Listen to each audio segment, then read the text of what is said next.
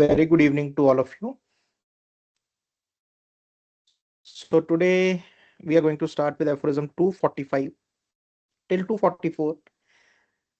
We have discussed regarding the cure of various kinds of diseases.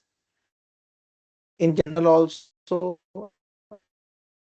in also how we have to approach a case of disease, how we have to select a similimum, how we have to select a remedy.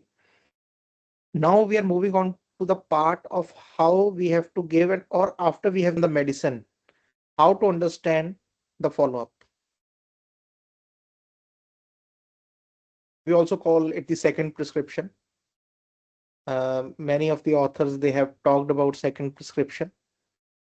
So second prescription is the very important part of homeopathic practice, because here we basically decide whether we are on the right track or on the wrong track, or we try to analyze what has happened after we have given the medicine. So this understanding of second prescription, or how should we repeat the dose, how much dosage should be given, what will be the next step, what we have to do. So we are going to start with that part from aphorism 245. First, we will talk about what Dr. Hahnemann has said in the Organon, and then we will try to understand how we can go through this process step by step, because many doctors or many students, they are in their beginning stage. So at that time, how we have to go about it, when we get more experience regarding it, then how we have to go about it. So we will try to discuss all that thing today. So let's start with the aphorism 245.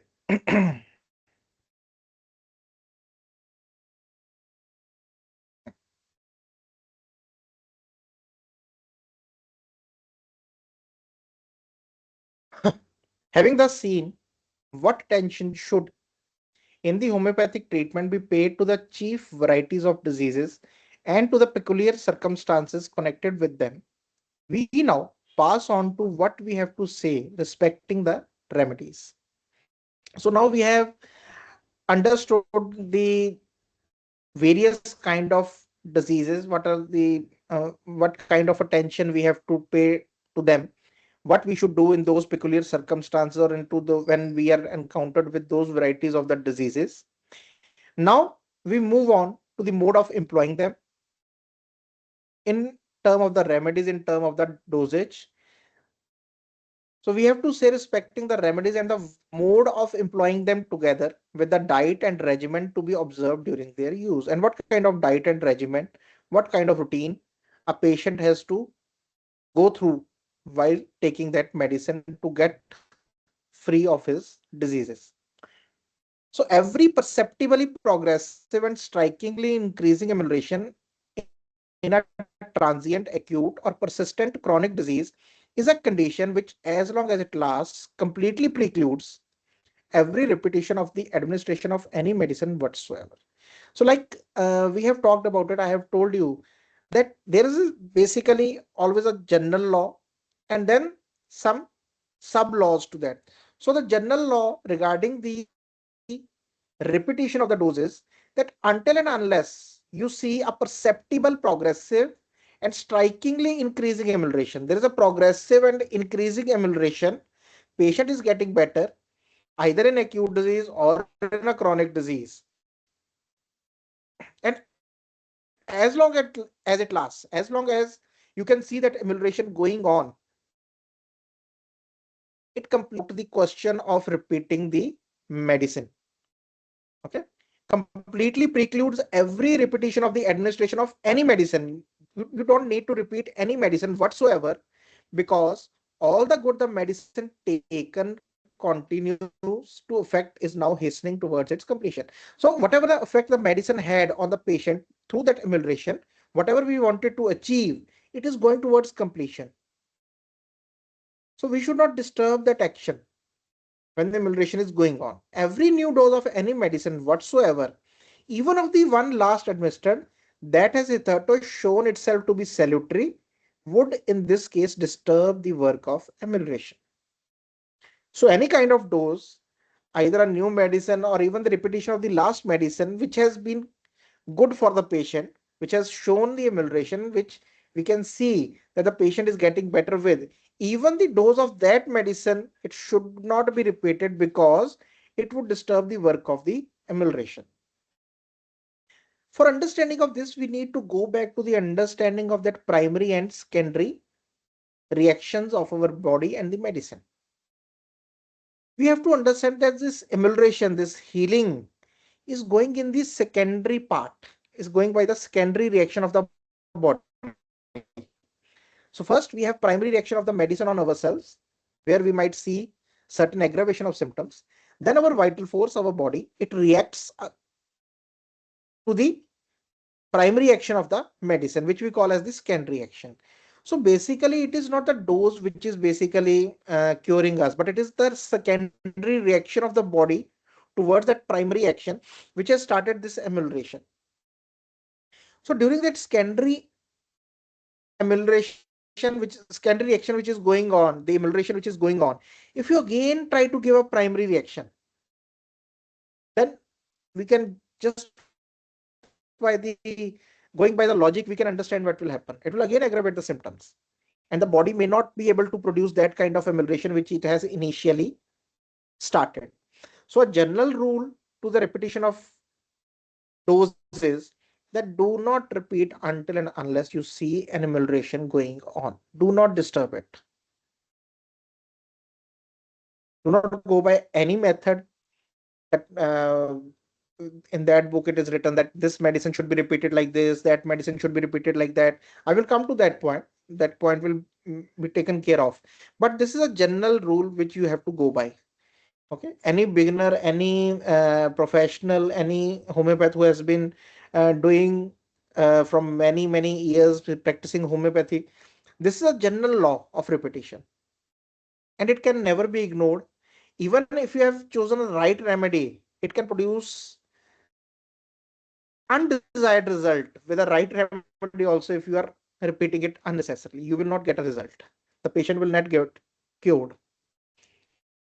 And when we are talking of prescribing, like for example in some emergency cases, in some cases where you require the accurate medicine, accurate prescription, accurate dosage, accurate repetition, in such cases it becomes very important to understand this law, that you should not repeat it until and unless the amelioration is going on. This has to be the first mark, the first point of understanding in the repetition of the dose. Okay. Many authors have said that if you feel like you need to repeat, again tell yourself to wait and see whether you need to repeat the dose or not. Because this is a very important part of our prescription.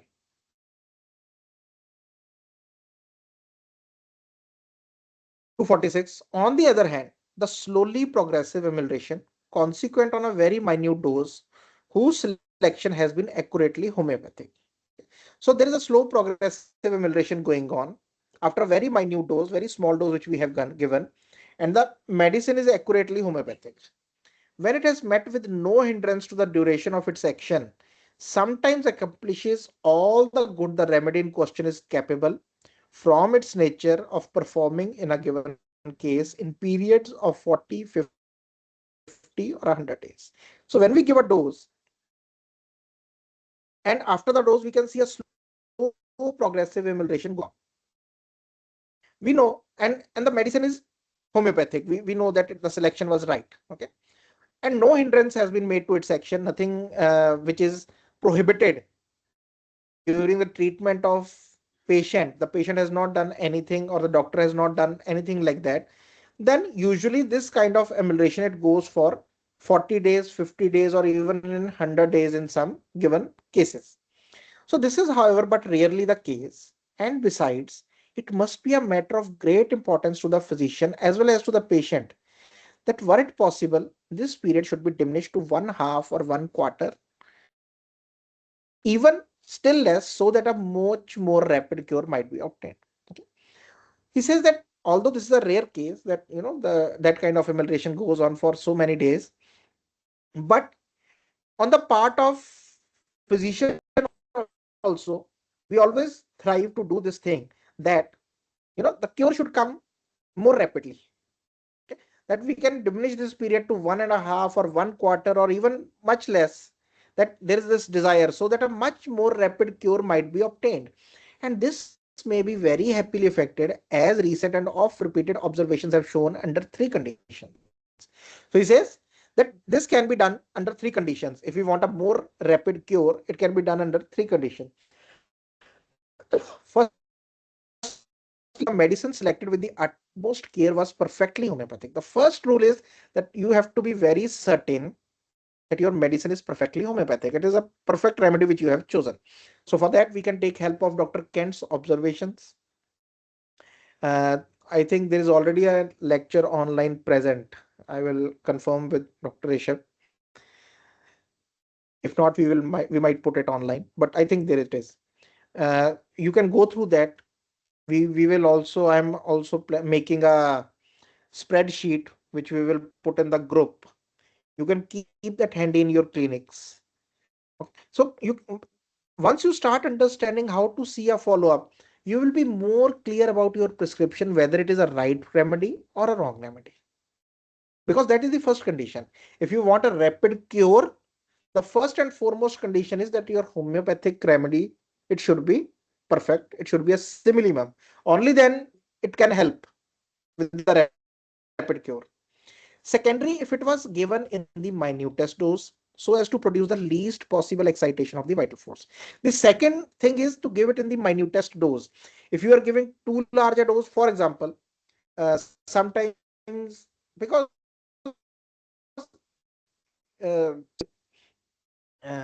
different kind of prescriptions or dosages being given and how they basically affect the patients.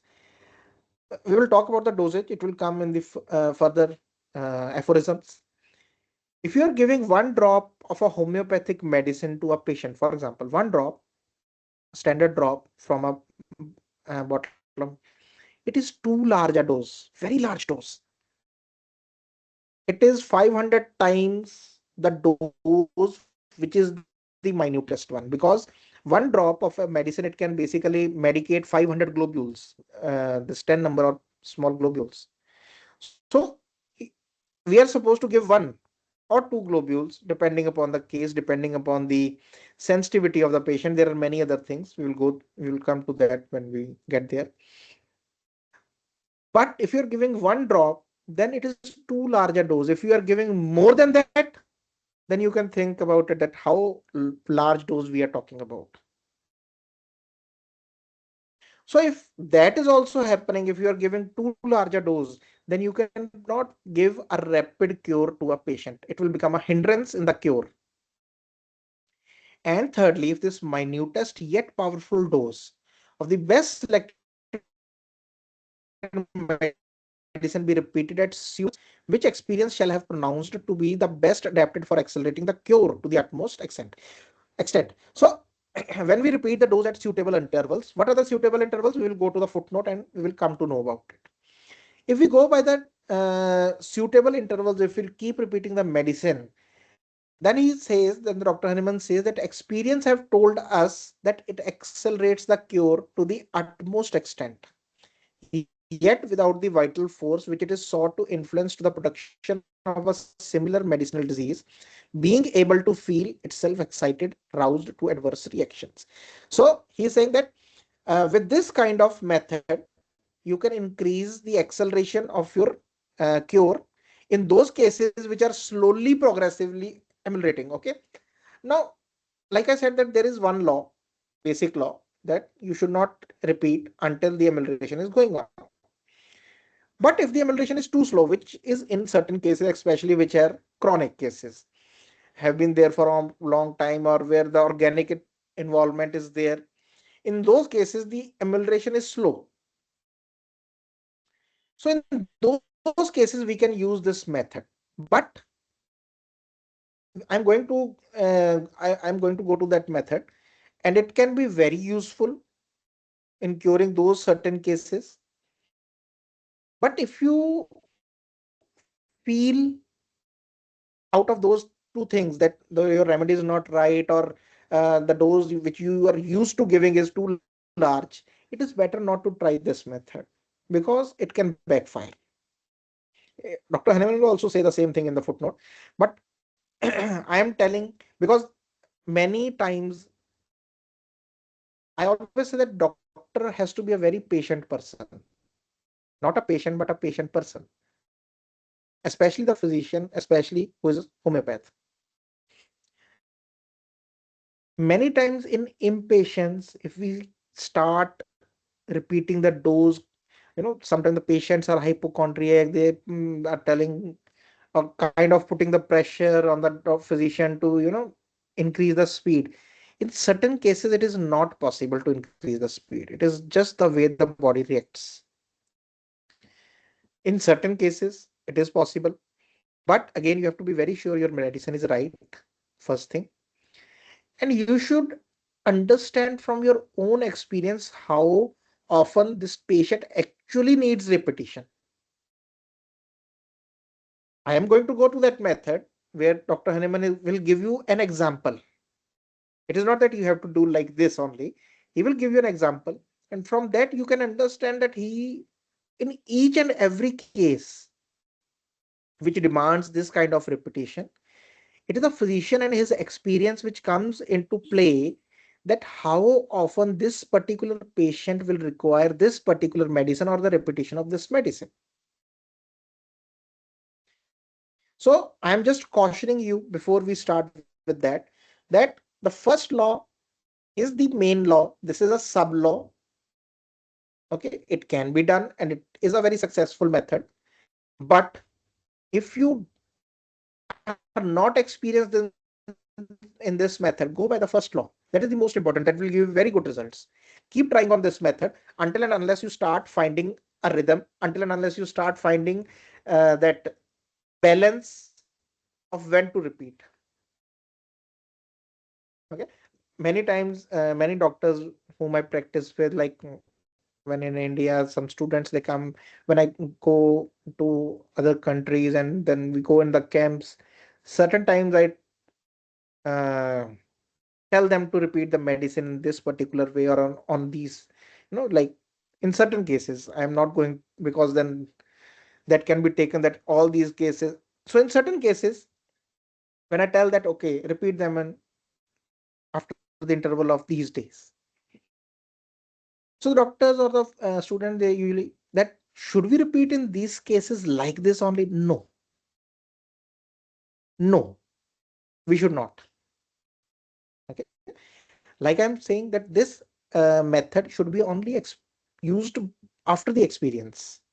After experiencing means you have tried, you have started, and first you have started understanding that my remedy is right.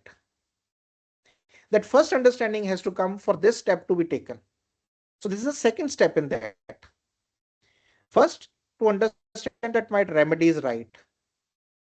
If we give a wrong remedy and keep repeating it, it can produce very, very, uh, bad experiences. So the first step is to understand how I can understand that my remedy is right. Once I started understanding once I start understanding that this remedy is right in this case, then I will go for that kind of experience, for that kind of repetition. Okay. So again, that is why Dr. Hahnemann here, he has said that you can give that rapid cure, but these three conditions have to be followed. The first condition, that you know that the homeopathic remedy is right. Second, you are giving the minutest dose. And third, this minutest dose is given at the suitable interval. So to use this method, the first two conditions you have to take care of. If you are not certain your medicine is right, give the medicine, wait for the militation to come, wait as long as the militation goes, then repeat the dose. Simple method. Okay. Now I'm going to the footnote to the Aphorism 246. In the former editions of Organon, I have advised that a single dose of a well selected homeopathic medicine should be given once a day. should always be allowed first fully to expand its action before a new medicine is given or the same one is repeated. So he's saying that in the former editions, Dr. Hanuman says that I have said this thing, that the single dose of a well-selected allopathic medicine, it should be allowed to reach the end of its action before we repeat the dose or give a new medicine. A doctrine which was the result of the positive experience that neither by a larger dose of the remedy, which may have been well chosen, as has been given again recently proposed, but which would be very like a retrograde movement, nor what amounts to the same thing by several small doses of it given in quick succession, can the greatest possible good be affected in the treatment of diseases, more especially of chronic ones. So he's saying that from the experience I have told this thing, that it is better that you give a dose, a right remedy is given, and let it action run. When you feel that the emulation has stopped or it has slowed down or it is going towards the end, then you can repeat either the same medicine or you can go with a new medicine which is more homeopathic to the present condition. He's saying that this method has produced positive result. This has given a positive experience. This doctrine has given a very positive experience, which cannot be get, which I could not get by giving either the large dose of the remedy. The remedy is right, but when the large dose was given, okay, it would not produce good result. Or even very small doses which were oftenly given in quick succession. For example, small doses given for 6 days. So he's saying that even that method does not give any possible good in the treatment of diseases, especially the chronic ones. So from this one point, he's cautioning us not to go by any particular method, that this has to be done like this.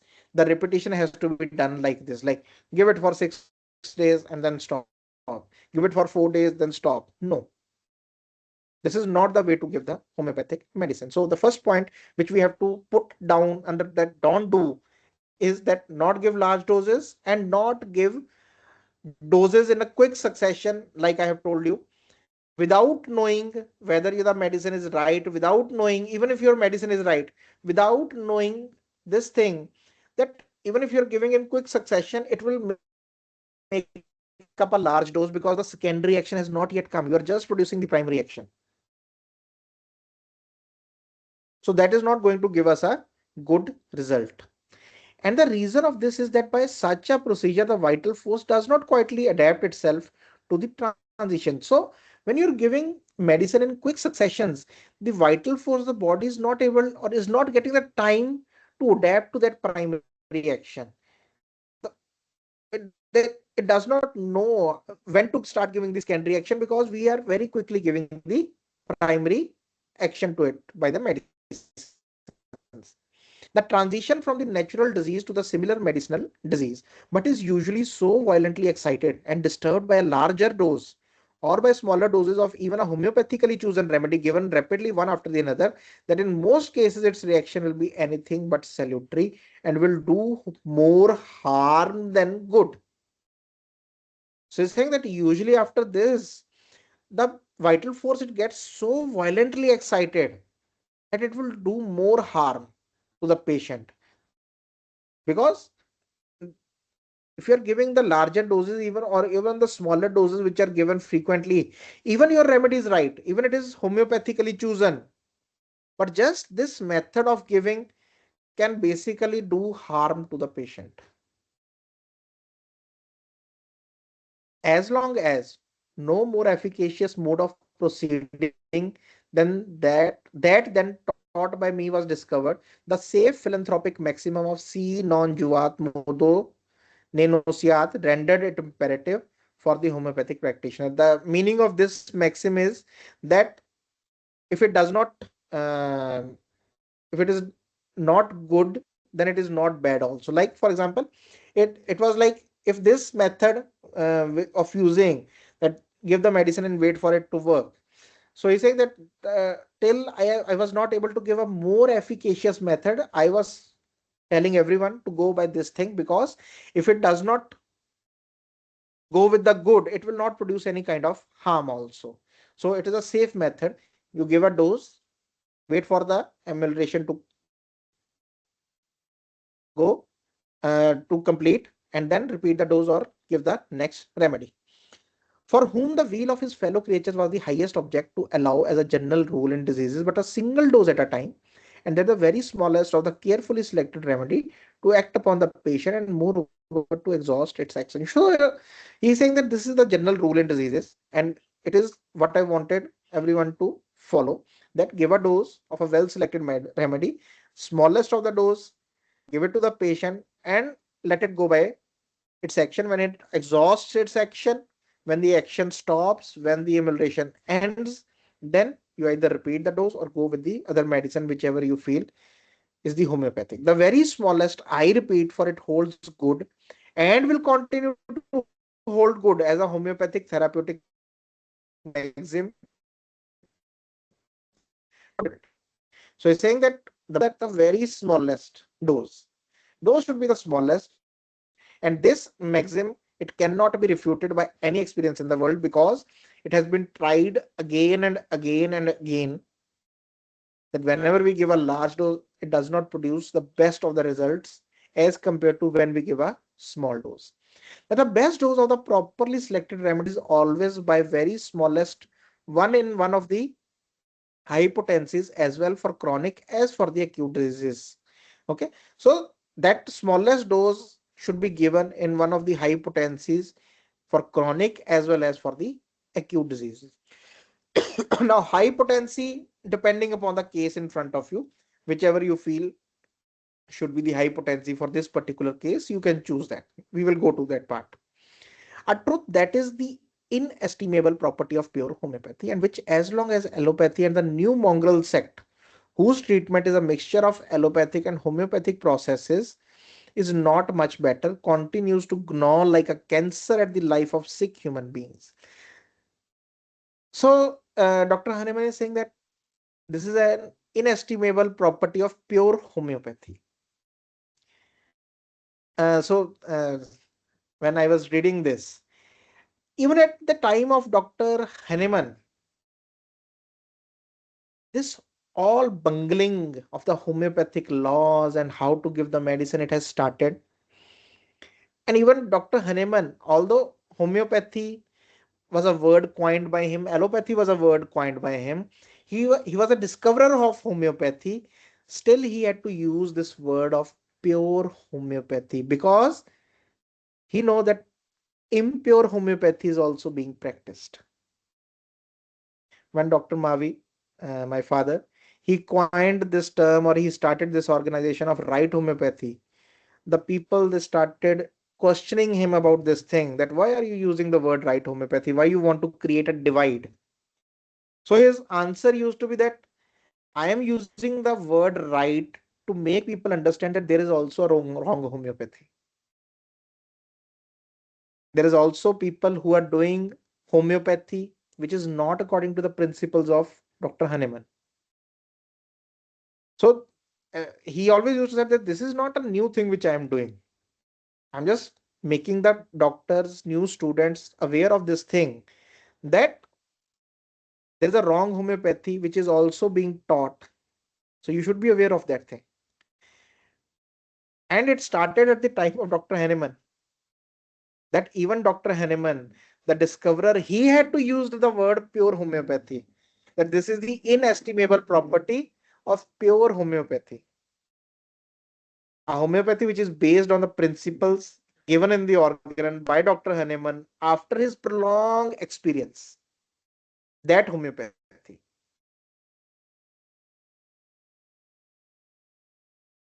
So, and he says that this kind of wrong homeopathy, it continues to gnaw like a cancer at the life of sick human beings.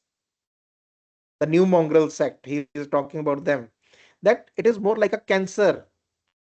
It is more dangerous than the natural disease. He has said it so many times in the whole organ, that it is more dangerous than the natural diseases, and to ruin them by large and ever large doses of drugs will keep pure homeopathy separated from these spurious arts as by an impassable gulf. So in one line he had to use two times this word pure homeopathy, will keep pure homeopathy separated, and it should be separated. The people, they should know, the doctors, they should know, the new students, the new homeopaths who are coming to homeopathy, they should know this thing, that one, that homeopathy is not same. Homeopathy is not homeopathic medicine. Homeopathy is not homeopathic doctor. Homeopathy is how, the way a homeopathic medicine is prescribed by a doctor. That constitutes homeopathy. How a medicine is being given. Dr. Kant very clearly say that homeopathic medicine becomes homeopathic medicine after it has been given and it has started producing result. Then we say that we are practicing homeopathy. Then only we can say that we are practicing homeopathy. Otherwise, we are not practicing homeopathy. Not at least the pure homeopathy as given by Dr. Hahnemann. On the other hand, however, practice shows us that though a single one of these small doses may suffice to accomplish almost all that it was possible for this medicine to do under the circumstances, in some and especially in slight cases of disease, particularly in those of young children and very delicate and excitable adults. So, on the other hand, Dr. Hahnemann said that the practice shows or the experience shows that one dose of a right remedy, it has accomplished the treatment, it has accomplished the cure under the circumstances where the disease was of a very slight disorder was there, or the children, when we have given to young children and they get, because they have a good vitality, or people who are delicate and excitable, they also have good vitality. So even a single dose has cleared most cases. And I have talked about these cases many times where a single dose was given to the patient and they didn't needed any repetition after that thing. And the whole, many times, some of the chronic cases also, they were cured like anything. Yet that in many, but there are others which are many, indeed in most cases, not only of a very chronic disease, that have already made great progress and have frequently been aggravated by a previous employment of inappropriate medicines, but also of serious acute diseases. So he's saying that most of the chronic diseases which have been going on from past, like many years, they have this long history of symptoms, or where the other medicines, some inappropriate medicines, some allopathic medicines or other kind of treatments have been taken in those cases. And then there are some serious acute diseases also, where one such smaller dose of medicine in our highly potentized atomization is evidently insufficient.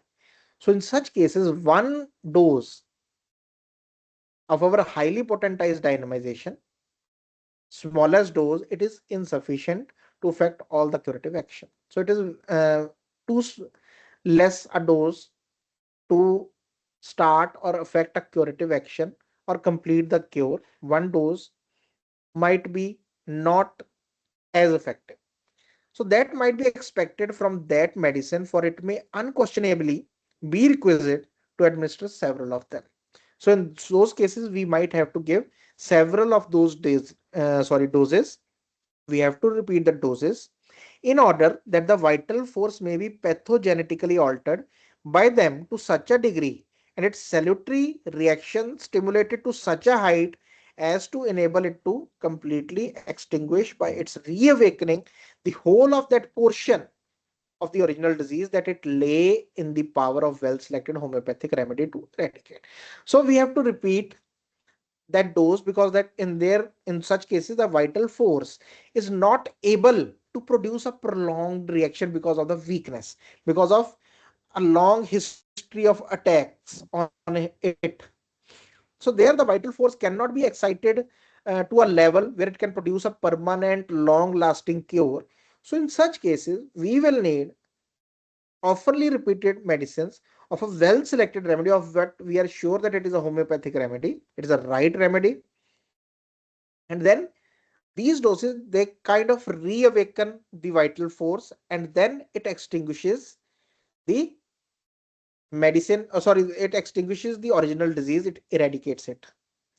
The best chosen medicine in such a small dose given but once might certainly be of some service, but would not be nearly sufficient.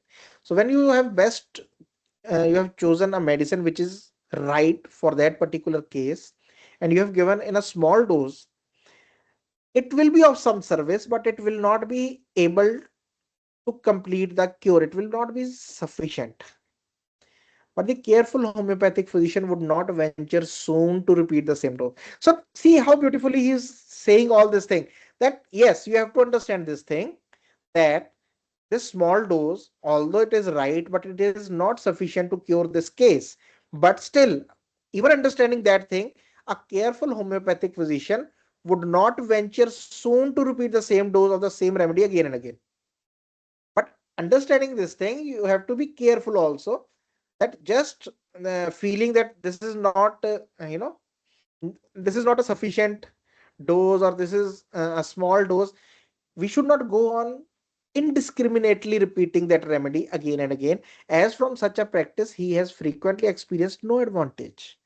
Because from such a practice, no advantage can be gained, but most frequently on close observation, decided disadvantage. Such a practice will only give disadvantage, only produce bad result.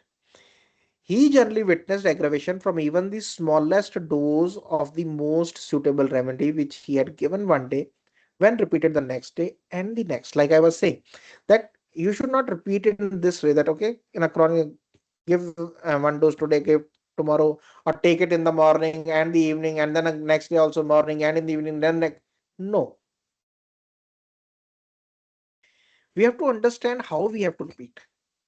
This indiscriminatory process should not be done. Even if some uh, experienced doctor have done it,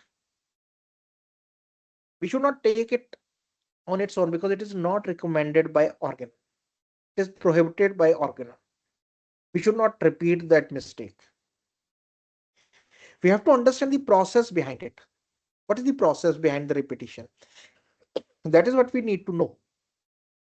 Now, in cases where he was convinced of the correctness of his choice of the homeopathic medicine, where he was convinced, when you are completely convinced your medicine is homeopathic, it is a right remedy, in order to obtain more benefit for the patient than he was able to get hitherto from prescribing a single small dose, the idea often naturally struck him to increase the dose. So he says that this idea will naturally struck the patient, that to increase the effect of the dose, I should keep repeating it. The repetition should be soon, or increase the dose, the quantity of the amount of the dose. Since for the reasons given above, one single dose should only be given, only should be given. One single dose should be given. And for instance, in place of giving a single very minute globule moistened with the medicine in the highest dynamization, to administer 6, 7, or 8 of them at once, and even a half or a whole drop. So there might come this thing in the mind that maybe, rather than giving a very small one single globule, I should give 6, 7, 8 of them, or a half or a whole drop of the medicine, like I started with when we started with this footnote. But the result was almost always less favorable. The result will be always less favorable in those cases. If we practice like this, it will be less favorable. It will not be a good result than it should have been. Although the medicine was right, it was often actually unfavorable, often even very bad. Not only less favorable, but it can also turn out to be a very bad experience or a result, especially in those cases where the disease is an organic disease. It is basically destructing the organs. An injury that in a patient so treated, it is difficult to repair. And when this kind of injury is done, it becomes very difficult to repair that thing. The difficulty in this case is not solved by giving instead lower dynamization. And you should not then go, like for example, 200 has not given a good result. Then it is not that you should go to the 30 and then give a large dose, or start repeating the 30 potency again and again. And it cannot be solved in that way. The difficulty in this case is not solved by giving instead lower dynamizations of the remedy in a large dose, thus increasing the strength of the single doses of the homeopathic medicine, with the view of affecting the degree of pathogenetic excitation of the vital force necessary to produce satisfactory salutary reaction fails altogether. So our aim is to give a stimulation to the vital force to produce such a primary reaction that it can give a salutary. Salutary mean effective and good secondary reaction. It can start that cure. So this is our aim. This is what we are trying to do. But all these kind of methods, giving a large dose or giving a large dose in a low potency or repeating in a low potency, it is going to fail in achieving that kind of result. So as experience teaches to accomplish the desired object, we will not get our desired result by doing all these things. This vital force is thereby too violently and too suddenly assailed and excited to allow it time to exercise a gradual equable salutary reaction to adapt itself to the modification affected in it. So by this way, the vital force, it becomes too violently excited, as if there is some attack on it. It reacts in that way, that this medicine has attacked. For example, if you take large doses of allopathic medicine, how does the body react to it? It will produce a violent reaction to tell you that this is not a suitable medicine for me. So similarly with homeopathy, when you are giving medicine this way, the body, the vital force will take it as an attack on it. So hence it strives to repel as if it were an enemy, the medicine attacking it in excessive force. So it will happen? It will strive, it will try to repel that action by means of vomiting, diarrhea, fever, perspiration, and so forth, and thus in a great measure it diverts and renders nugatory the aim of the incautious physician. So our aim was to produce a very gentle cure in the patient. Aphorism second. That is the aim with which the physician gives the medicine. But by doing this kind of unnecessary thing, out of our impatience, out of our lack of understanding, we can take the patient to more bad reactions. Many times, if the physicians, they say that homeopathy does not have any side effects. It is true, it does not, when given in a minute dose. It does not produce any side effects. It does not produce any kind of bad effects. Either it will work or it will not work. That is the only thing which happens. Okay. But if it is given in larger doses, then yes, it can produce negative effects on the body. It is a medicine. So we have to understand that if we are giving the dose indiscriminately, if we are giving the amount of medicine indiscriminately, it is going to produce much, much bad result in the patient. And then we will not be able to understand whether we have to now take the patient out of the original disease or these side effects. What we have to cure now first. So there becomes a great confusion.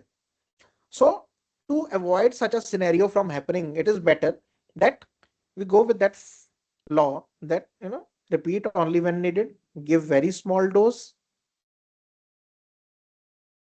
and don't repeat it indiscriminately. Little or no, I was talking about that.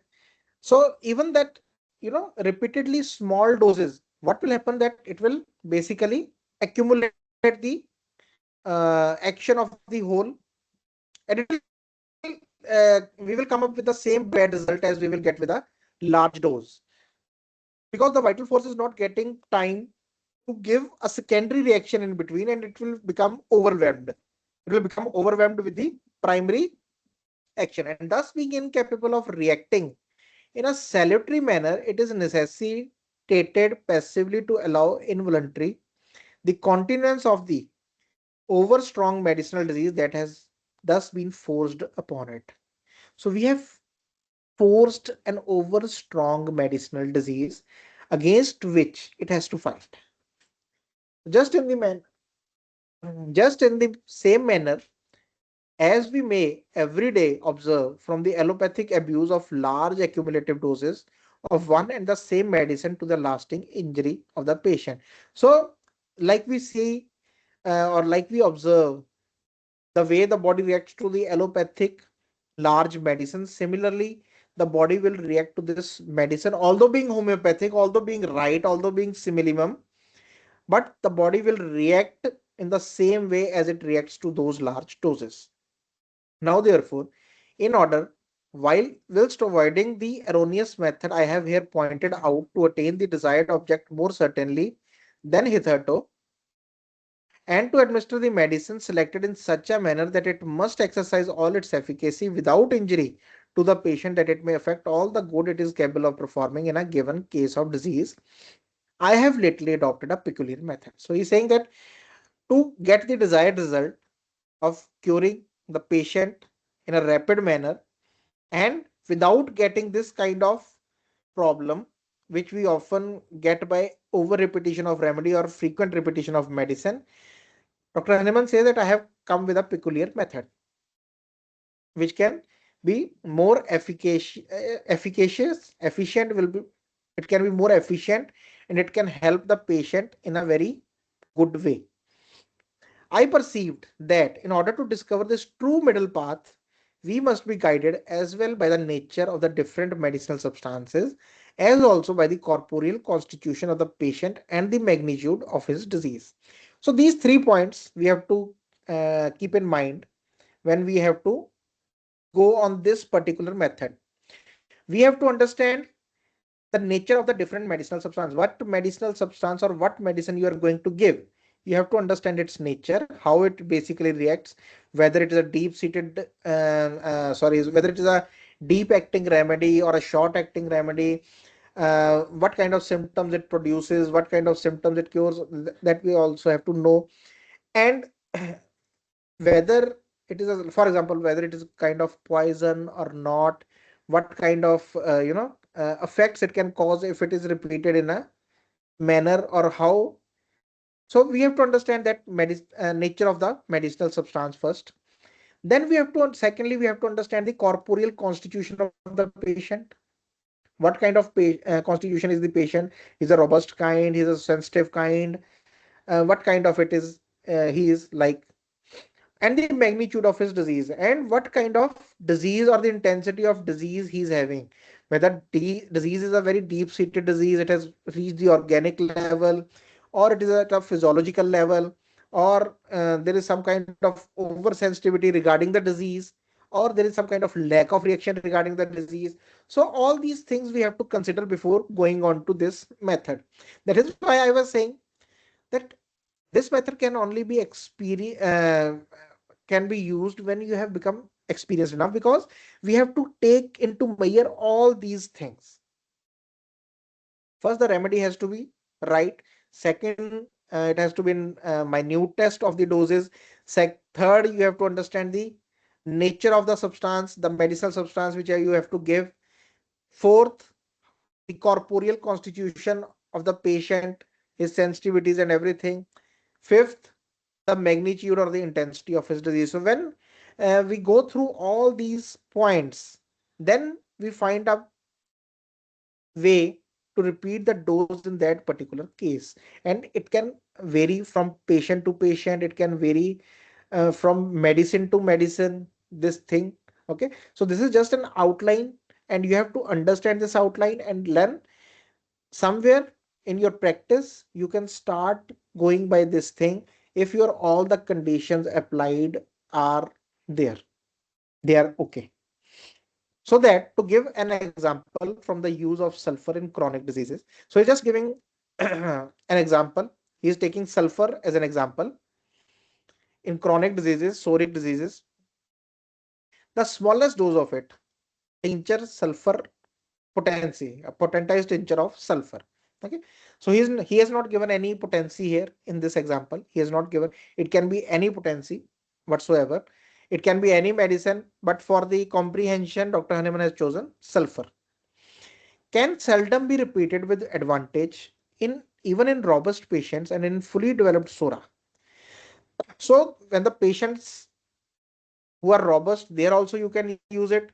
In a fully developed sora, when the sora is completely developed, there also you can use it oftener than every 7 days. You can use it even often than 7 days, a period of time which must be proportionally lengthened when we have to treat weaker and more excitable patient. But this period, it should be increased, not given at 7 days, but it should be increased when we are treating weaker patients or more excitable patients. So there we have to see the magnitude and the corporeal constitution of the patient, and according to that we have to make up our mind that how often should I repeat the dose.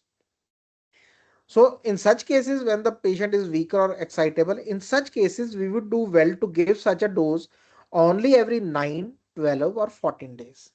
So in those kind of patient, again, depending upon the constitution, again, depending upon the intensity of the disease, we can vary our repetition to 9, 12, or 14 days and continue to repeat the medicine until it ceases to be of service.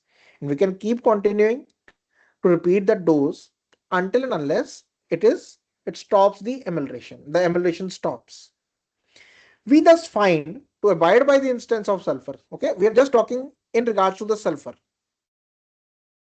That in psoriatic diseases, seldom fewer than 4, often, however, 6, 8, or even 10 such doses are required to be successively administered at these intervals for the complete annihilation of the whole portion of the chronic disease that is eradicable by sulfur, provided always there had been no previous allopathic abuse of sulfur in the case.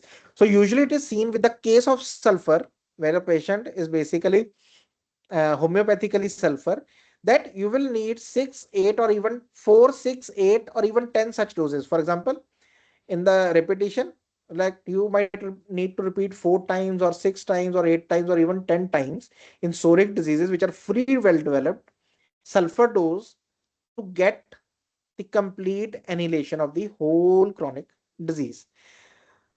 Not with other medicine. We are not talking about any other medicine. There, this time period may change. There, the repetition also of the days, dose, how frequently or how late you have to repeat, it might change. Here only, Dr. Hanuman is talking about sulfur as an example. Okay. Thus, even a primary scabious eruption of recent origin. Now he's talking about a certain case where the scabious eruption has come and it is just in a primary stage. It has not gone in a secondary stage. So in such a case, though it may have spread all over the body, okay, it has spread, the scabious eruption has spread all over the body, may be perfectly cured in persons who are not too weak by a dose of tincture sulfur, which is potentized to an X degree of uh, potency, given every 7 days in the course from 10 to 12 weeks. So it will take 10 to 12 weeks in a case of scabies, which is still in its primary stage. When we repeat sulfur at a interval of 7 days, accordingly, which 10 or 12 such globules. So in in total, 10 to 12 globules are needed. For example, if you are giving for 10 to 12 weeks one single globule, so in general you need just 10 or 12 such globules for the entire team, not 12 globules at one time. Okay, please don't confuse it like that. But in total you will require 10 or 12 globules depending upon how many weeks you are repeating it, so that it will seldom be necessary to aid the cure with a few doses of carboveg. So sometimes you may need carboveg, but only when the sulfur is the remedy. Okay, so this concomitant part or the intermittent part he is basically describing here, but it is more prominently given in the materia medicas. So sometimes it might require carboveg also in a potentized state, also given at the rate of 1 dose per week. Okay, afterward there might be need of, seldom be necessary, seldom means sometimes, without the slightest external treatment besides frequent changes of linen and good regimen. No external treatment should be given for this particular scabies which he is talking about. In this particular case, just the change of linen and good regimen should be there. There should be good this routine which should be followed. When for other serious chronic diseases also, we may consider it requisite, as far as we can calculate, to give 8, 9, or 10 doses of tincture sulfur at this potency, at certain potency, it is yet more expedient in such cases instead of giving them in uninterrupted succession. So main thing is to understand the first thing is to that it should not be given in uninterrupted succession, like it should not be given or repeated indiscriminately, but there has to be certain time gap for the vital force to react. So similarly, he's saying that other serious chronic diseases we can give like 8, 9 or 10 doses at a given interval, whichever we have chosen, 7 days, 9 days, 12 days, 14 days, whatever we have chosen, we can give doses, and it will help the patient instead of giving them in uninterrupted succession to interpose after every second or third dose of another medicine, which in this case is next in point of homeopathic suitableness to sulfur. So because in chronic cases when you are repeating the dose,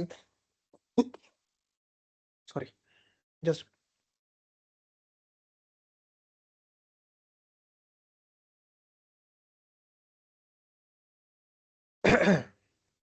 I'm actually recovering from throat problem. So,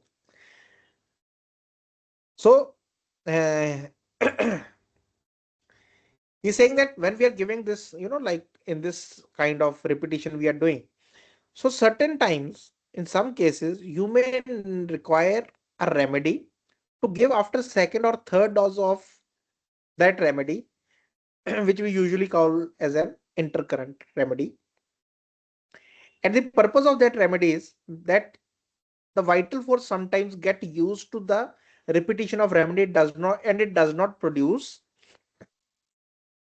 any kind of reaction to second or third dose. So in such cases, we have to give another remedy which is next in the point of homeopathic suitable, which you feel is the next homeopathically suitable remedy. So in case to sulfur, Dr. Hahnemann says that the hypersulf can be used. So again, coming point to that point, that intercurrent remedies are not only nosodes. Okay, from the point of view the organon gives us, especially when we are giving medicine like this by this method, it can be any medicine which is homeopathically suitable at that time. In certain cases of diseases, nosodes can be intercurrent remedies, no doubt in that. But then again, in certain, for example, there is a case of tuberculosis going on which is reacting well to lycopodium. But the another homeopathic suitable remedy which you feel according to the symptoms, according to the type of discharge which is coming out, according to the aggravations, according to the weakness which is going on in the body. Okay, you're repeating, for example, I'm just giving an example, lyco every week, and you feel that no, now the lyco's action is not that strong, so we need an intercurrent remedy, although I know that lyco is the right remedy. So now you find that according to all the scenario, all the um symptoms which are there, the another remedy which it can point to is tuberculinum. Then the tuberculinum can come in. Then you can give a tuberculinum as an intercurrent. But the intercurrent should always be nosode. According to Organon, it is not. Okay. Yes, in certain cases, the nosodes have better action than the other intercurrent remedies. So there we can think about them when the symptoms match, but not always. And to allow this likewise to act for 8 and 9, 12 days or 14 days. And when we give this kind of remedy in between, then we let it work for 8, 9, 12 or 14 days. We just give one dose and let it work before again commencing a course of 3 doses of sulfur. So before commencing again a course of 3 doses every week, we wait for 8, 9, 12 or 14 days for this, in this case, hypersulf to work. But it not infrequently happens that the vital force refuses to permit several doses of sulfur, even though they may be essential for the cure of chronic malady and are given at the intervals mentioned above. So now Dr. Hahnemann is explaining why I am saying that this method to be used, because Not infrequently. Means frequently what happens is that vital force does not permit several doses of sulfur, even though we, even though we know that these doses are basically very important to cure this chronic malady, but the vital force does not permit the sulfur to act after a few doses. So in this case, the example is sulfur. In any other case, if you find that your medicine is right, it acts in two doses, three doses, and then the vital force it does not produce a reaction. Then you have to understand that I can use this method. I have to might be needing some intercurrent remedy, which is likely the next in the point of homeopathic suitableness, which is you know to this case, so that the vital force can get out of that lack of reaction which it is producing, in this case particularly to sulfur, or in your case whatever the medicine can be. Okay, so vital force sometimes, no, not infrequently, means frequently, vital force in such cases which are chronic diseases, it might produce a lack of reaction to a homeopathic remedy also. So in that cases we have to understand there are many reasons for it. The chronicity can be one of the reasons. The medications which the people are taking can be one of the reasons. I'm not going to talk about the disease, because if I say the name of a disease, then maybe again an indiscrimination can start, that in these diseases we have to repeat the dose. But yes, many people suffer from some certain diseases where the medicine needs to be taken regularly, some allopathic medicine or some other medicine. So in such cases also, that kind of chronicity and that kind of effect of the other medicines, we might need to use these kind of methods. Okay, but beware, you should be cautious about it whenever you are doing something which is said in a sub law, which is an exception, not an exception, but which is like uh, denoting to certain circumstance. You have to understand that you have to be cautious, that you need to understand whether we are applying this thing in a right circumstance or not, and are given at the intervals mentioned above to act quietly on itself. This refusal it reveals by some, though moderate, sulfur symptoms. Now, how it will show the refusal? How we will know that we need an intercurrent remedy? Okay, now we are coming to that part. How it shows that I am not accepting this sulfur as a medicine anymore? How the vital force will say this refusal it reveals by some, though moderate, there will be very moderate and some sulfur symptoms which it allows to appear in the patient during the treatment. So what you will see is that the original disease symptoms are not ameliorating, but it is producing certain sulfur symptoms, or the symptoms of that particular medicine which you are giving.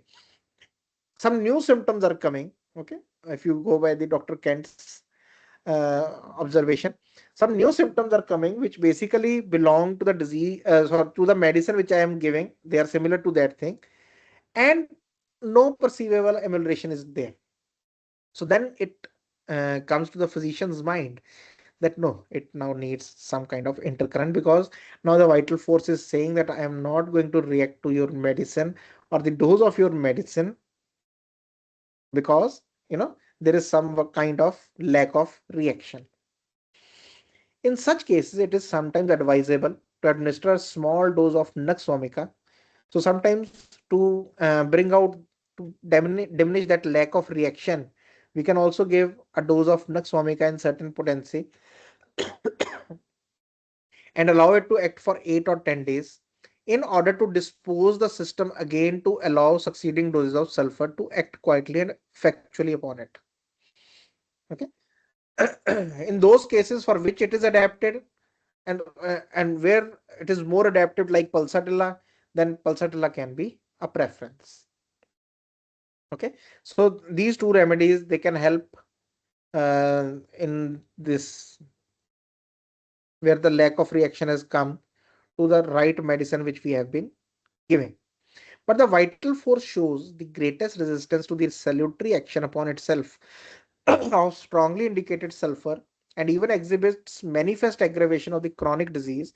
Though the sulfur be given in a very smallest dose, though only a globule of the size of a mustard seed moistened with tincture sulfur in a potency be smelt if the sulfur have formerly, it may be. Now in some certain cases, vital force can show a very great resistance. It can produce strong symptoms of the aggravation, even if the sulfur is given through inhalation. Okay, it can happen with the other medicine also, but here particularly why I'm saying that because many times, like Dr. Hahnemann, he told that he experienced, or there are certain doctors who experienced that the people who have taken some kind of treatment with sulfur formerly, for example, in skin diseases, some sulfur ointment was used. So in those patients, the body is already sensitive to sulfur. So even a small mustard seed sized globule, when it was moistened with sulfur in a potentized form, and it was only smelt, only olfaction was taken, it produced certain aggravation. If the sulfur have been formerly, it may be years since, been improperly given allopathically in large doses. So in such cases, this is one lamentable circumstance that renders the best medical treatment of chronic disease almost impossible. So he said, this is a very lamentable, this is a very helpless circumstance, because we know that this remedy is right. We know that only by this way this chronic disease can be cured. This is the best medical treatment, but it is impossible among the many that the ordinary bungling treatment of chronic disease by the old school would leave us nothing to do. But we cannot do anything. It is a very helpless situation. But to deplore, were there not some mode of getting over the difficulty? But then we have to find some way to overcome this kind of difficulty whenever we are encountered with it. Is an example, it is a situation, like I said, that Dr. Hahnemann talks about any situation which can come in your way.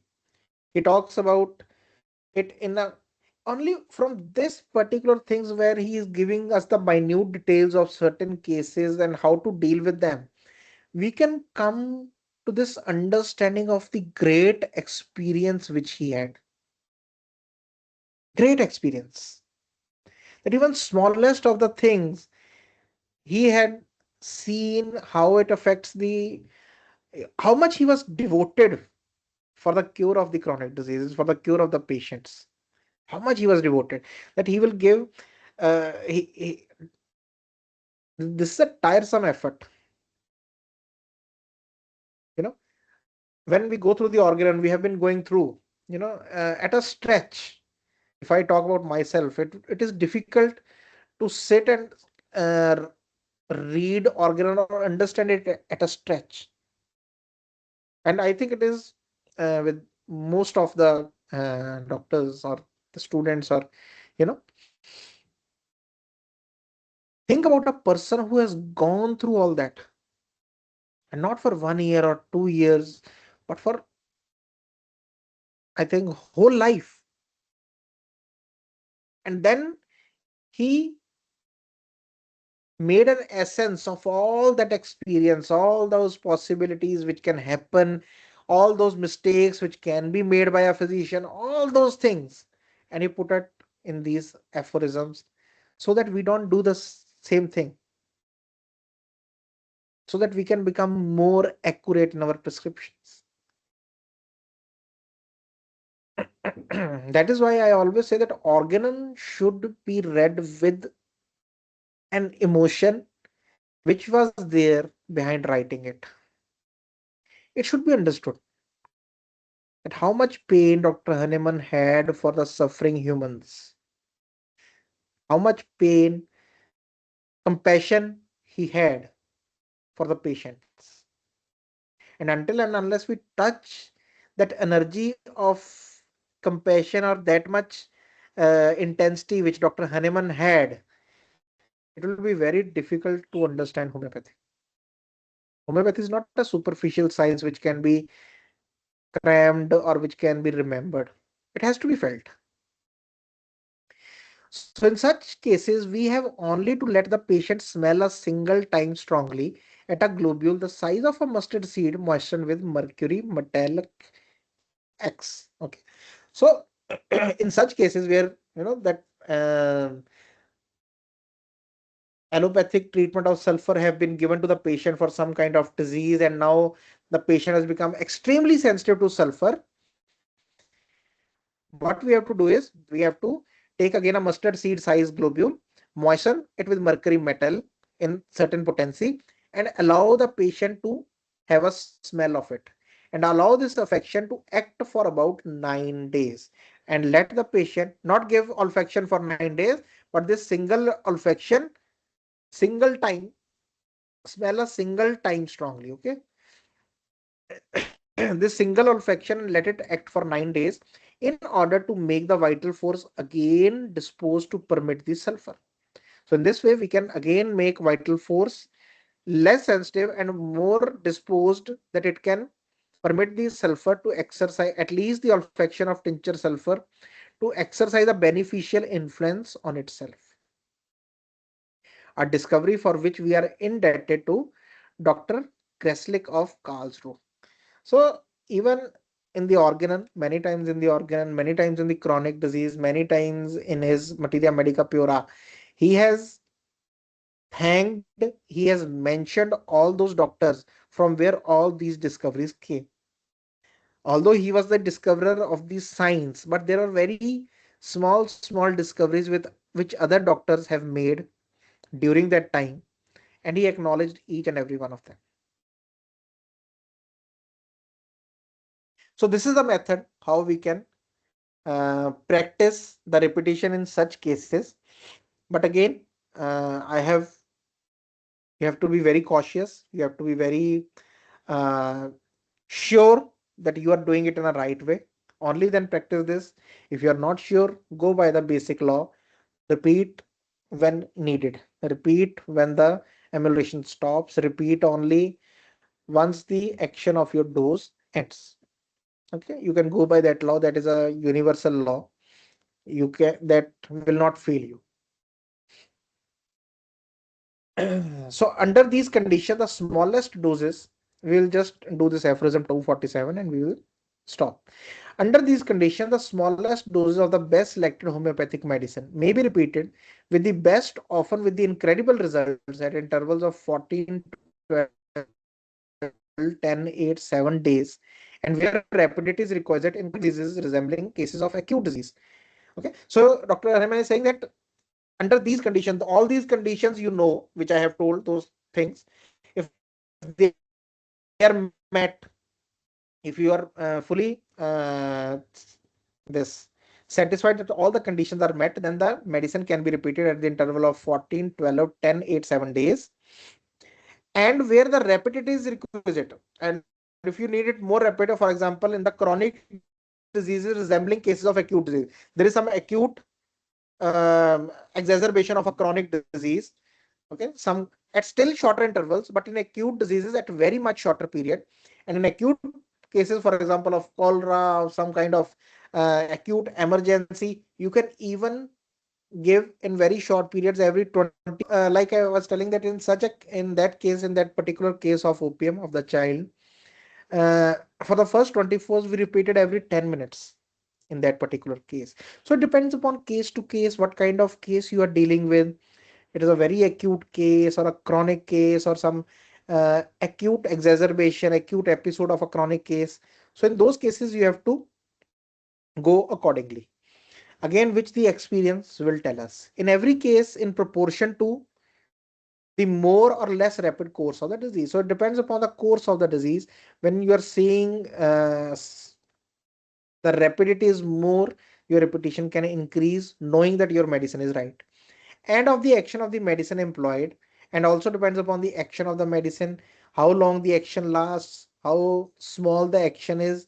It also depends upon that, as is more distinctly explained in the last note. So he's saying that I have already told in this last aphorism that how we have to understand we have to understand that when the repetition is to be done. Okay, so with that, uh, we will stop today's class on organon. So please again, like every time, I will request you to go through it again. You can go through. I would prefer that you go and read the organon, but you can even go through this lecture. It will be put on YouTube. You can go through it again. If you find any problem, you can tell. If you feel that you have not understood anything, you can send us a question, or whatever part of the aphorism you have not understood. Because I emphasize on this thing that until and unless we are very clear with our laws, it will be difficult for us. It will be difficult for us to practice homeopathy as it is meant to be practiced. Okay? We will not be able to uh, do justice with the homeopathy as a system and with our patients also. It is a learning process. We are. It is not that only when you will learn everything then you start practicing. No, practice and learning, they go hand by hand, hand in hand. Many times I ask the some doctors or patient that you started practicing. No, no, I am still learning. Learning is a whole life process. You will keep learning whole life, and even then we cannot get to the end of homeopathy. Okay, so learning is a whole life process. You can, but we need to have experience also, because some things can only be, like for example, this thing, repetition of the dose, it can only be learned from a personal experience. So until and unless you start seeing the patient, you start giving the medicine, you start repeating the medicine, you will also not understand how to use the repetition, how to repeat the dose, when to repeat the dose. It cannot be understood. Homeopathy is a very practical science, can only be understood by practice. Many students, they come to my clinic, and there are many students who are here, who have been in my clinic for a long time. If I ask them that, okay, when you were with me, you might have experienced something, you might have understood some things, but now you are in your clinic, so what is the difference in the experience? Now do you learn more, or did you learn more in the college, or did you learn more in my clinic? Definitely it is when you start practicing, then you start learning more. Yes, there will be some questions, there will be doubts, there will be confusions, but organon is there for us. Dr. Hanneman has already taken care of that part. Doubt is going to come. We will have many questions, what to do, what not to do. It is all written. We will go through the organon again. We will go through these lectures again, and we will come to know that what we have to do in such cases. But that also can only be known once we start practicing. Okay? So the practice is the key to learning homeopathy. Practice is the key to understanding homeopathy. Practice is the key to know what homeopathy can do to that experience. So with that, uh, I will again urge you to go through these aphorisms once again and keep practicing. Keep doing what is needed to done to learn homeopathy. Okay? Thank you. Thank you very much, and good night.